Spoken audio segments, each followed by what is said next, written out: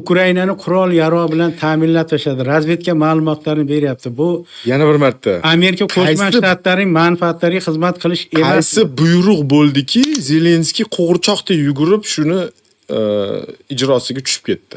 Rossiya bilan qarama-qarshilikka borish. Yo, Masalan, to'xtab turing. O'zini muzokaraga shaxsiy bormaslik. u Rossiya o'zi bostirib kirganda o'zini shaxsiy milliy manfaatidan kelib chiqib Rossiyaga bo'ysunmaganligi bu demak Amerikaga qo'g'irchoqlik qilish deyapsizmi? Bu kulgili-ku Abduval aka. Ya hozir masalan bizga ham tashqi bir nima bo'lsa biz ham Mana kelsa bizga qul bo'l desa, biz yo'q qul bo'lmaymiz desa, sen Amerika qo'g'irchoq ekansan deymizmi? kerak, ko'p qirrali. Mayli O'zbekiston emas, boshqa mamlakatda Rossiya nima oling. uchun masalan olaylik Armanistonga yoki Ozarbayjonga emas, aynan Ukrainaga hujum qilyapti.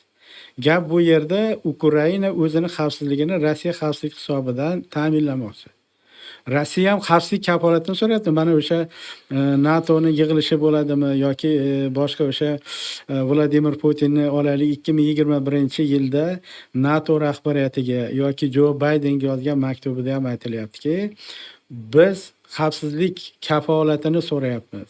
Birinchi o'rinda xavfsizlik kafolati, xo'p, ertaga sobiq Sovet respublikalari hisobiga kengayishi bu o'zingiz o'ylab ko'ring, bitta NATO 32 ta mamlakatdan iborat katta tashkilot faqat Rossiyani atrofini bo'g'ish bilan olib borib qo'yadi. Diktaturani yo'qotsin, avtokratiyani yo'qotsin, korrupsiyani yo'qotsin, kerak emas NATOga a'zo bo'lish. Qo'shni davlatlar shundoq ham o'zi talpinadi u nimaga?